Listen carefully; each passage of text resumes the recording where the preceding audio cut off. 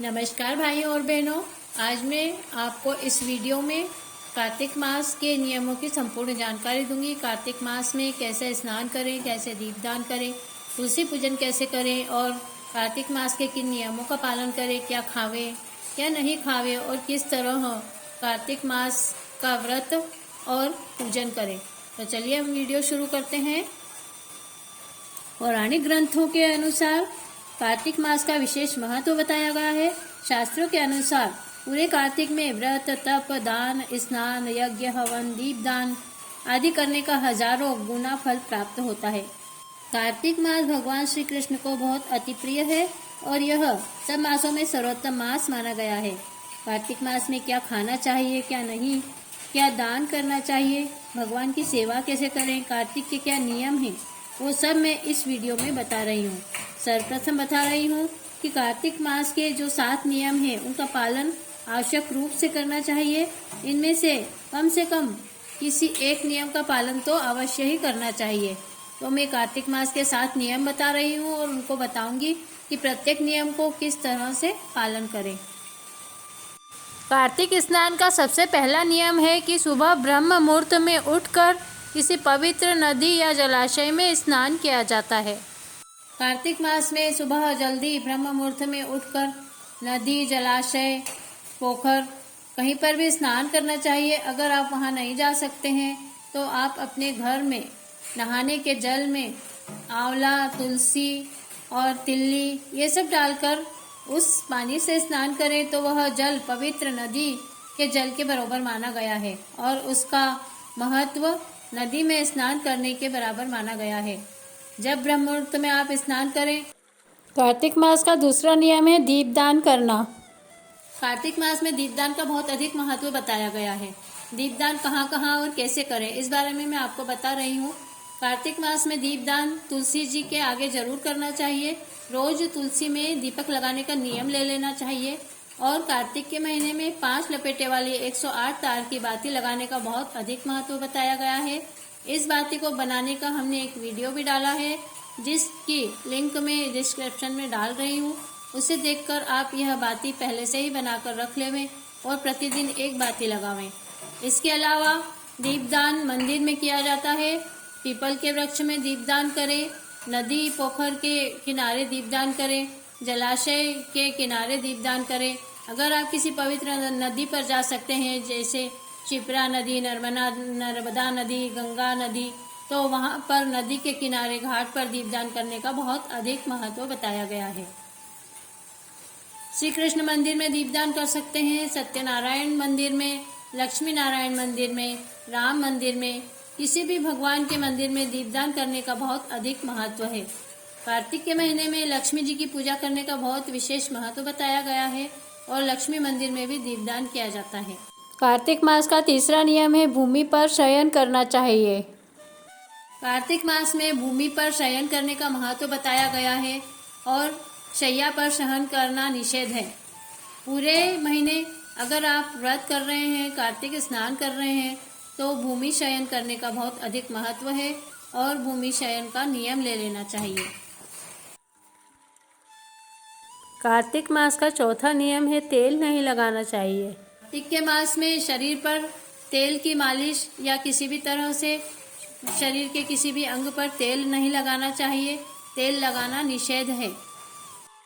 कार्तिक मास का 5वां नियम है सभी तरह की दालों का त्याग।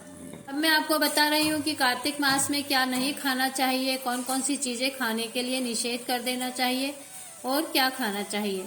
सबसे पहले मैं बता रही हूँ कि 2 दालों वाले कोई भी अनाज कार्तिक के महीने में खाना बहुत निषेध है। जैसे मूंग, चौला, चना, उड़द, तुअर दाल, इन दालों को कार्तिक के महीने में बिल्कुल भी नहीं खाना चाहिए, उससे बहुत अधिक दोष लगता है। उसके अलावा प्याज, लहसुन, मांस, मदिरा इस तरह की चीजें भी बिल्कुल कार्तिक के महीने में खाना निषेध है। कार्तिक मास में मूली, बैंगन, मेथी ये सब चीजें भी नहीं खाना चाहिए। जब देव उठ जाते हैं उसके बाद मूली, मेथी, बैंगन ये चीज खाई जाती है। कार्तिक के महीने में इन चीजों को खाना निषेध है। कार्तिक मास का 6वां नियम है ब्रह्मचर्य का पालन करें। कार्तिक स्नान और व्रत करने वालों को नियम पूर्वक ब्रह्मचर्य का पालन करना चाहिए। सभी स्त्री पुरुषों को ब्रह्मचर्य के पालन करते हुए कार्तिक स्नान करना चाहिए। इसके अलावा कार्तिक के महीने में संयम रखना चाहिए। या तो आप वाणी का संयम रखें, खाने पीने का संयम रखें, दृष्टि का संयम रखें, अपने मन का संयम रखें। किसी भी तरह से संयम से रहना कार्तिक के महीने में बहुत अधिक महत्वपूर्ण है। किसी को कटु वचन न कहें, गाली गलौज न करें, झगड़ा न करें और बहुत अधिक न बोलें। मौन धारण करके रखें और भगवान विष्णु का जाप करते रहें।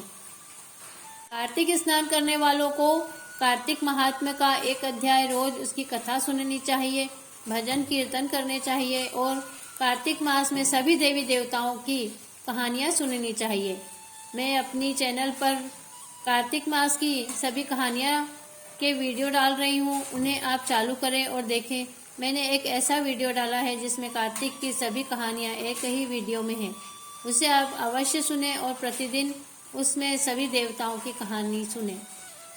का नियम है, कार्तिक मास में सभी तरह की चीज़ों का दान करना बहुत फलदायी माना गया है। जैसे कि सभी तरह के फल फ्रूट दान करें, मिर्च मसाले, दाल दलहन दान करें और वस्त्र दान करें, छाता दान करें, चप्पल जूते दान करें। इस तरह से हर चीज़ों का दान करने का कार्तिक मास में विशेष महत्व बताया गया है।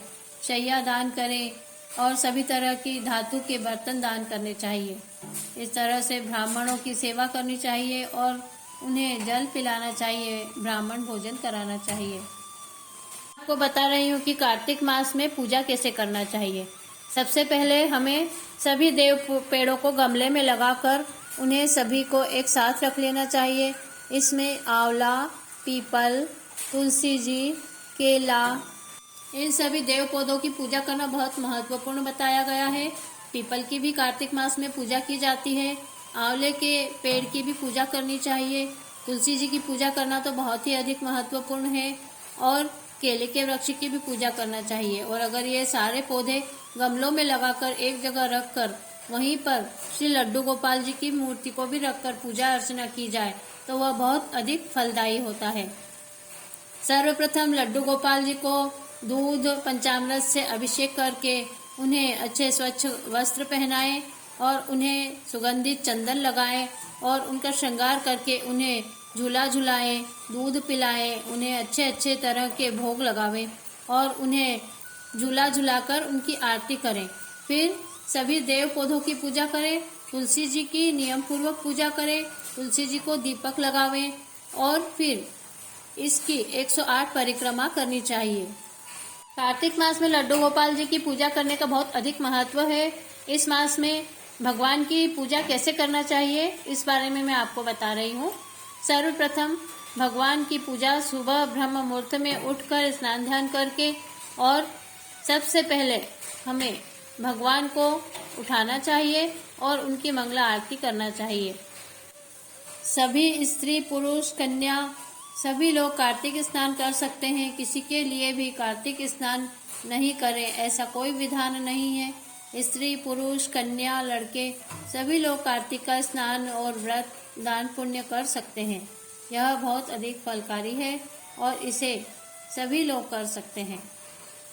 हम हमारे चैनल पर कार्तिक महात्म्य का प्रतिदिन एक अध्याय सुना रहे हैं। आप कार्तिक महात्मा अवश्य श्रवण करें और इसका लाभ उठावें।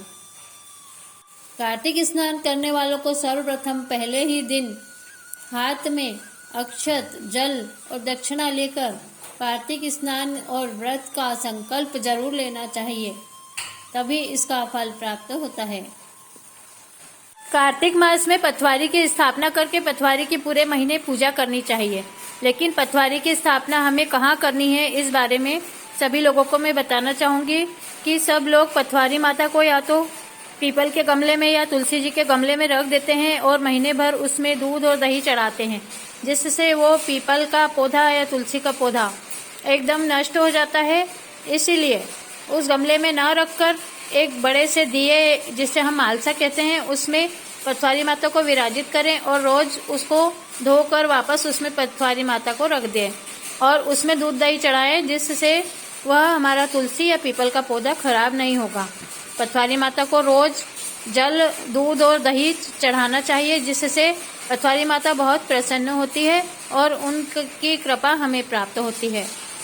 आपको कहा था कार्तिक के 7 नियम हैं, उसमें पहला दीपदान, दूसरा तुलसी पूजन, तीसरा भूमि पर शयन, चौथा शरीर पर तेल नहीं लगाना, पांचवा सुंदर दलहन की चीजों का त्याग करना, और छठा ब्रह्मचार्य व्रत का पालन करना, और सातवां अपने जीवन में कार्तिक के महीने में चाहे वाणी का संयम हो, चाहे भोजन का संयम हो, चाहे शब्दों का संयम हो, चाहे दृष्टि का संयम हो, चाहे इंद्रियों का संयम हो, वो संयम रखें।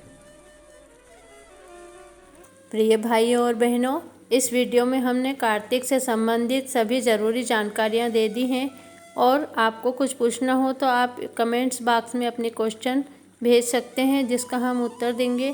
और हमने कार्तिक की सभी कहानियों का एक वीडियो डाला है, उस वीडियो में आप सभी कहानियाँ भी सुन सकते हैं, और हमने अलग से भी अलग अलग कहानियाँ सभी देवताओं की डाली हैं, आप अलग से भी सुन सकते हैं। कार्तिक के महीने में 5 लपेटे वाली 108 तार की बाती जलाना चाहिए। यह 1.25 लाख बाती भी बनाकर आप जला सकते हैं, इसका बहुत अधिक पुण्य होता है। आपको हमारा वीडियो कैसा लगा? अगर हमारा वीडियो पसंद आया हो, हमारी जानकारी पसंद आई हो, तो आप हमारे इस वीडियो को अधिक से अधिक शेयर करें और हमारे चैनल को सब्सक्राइब करें।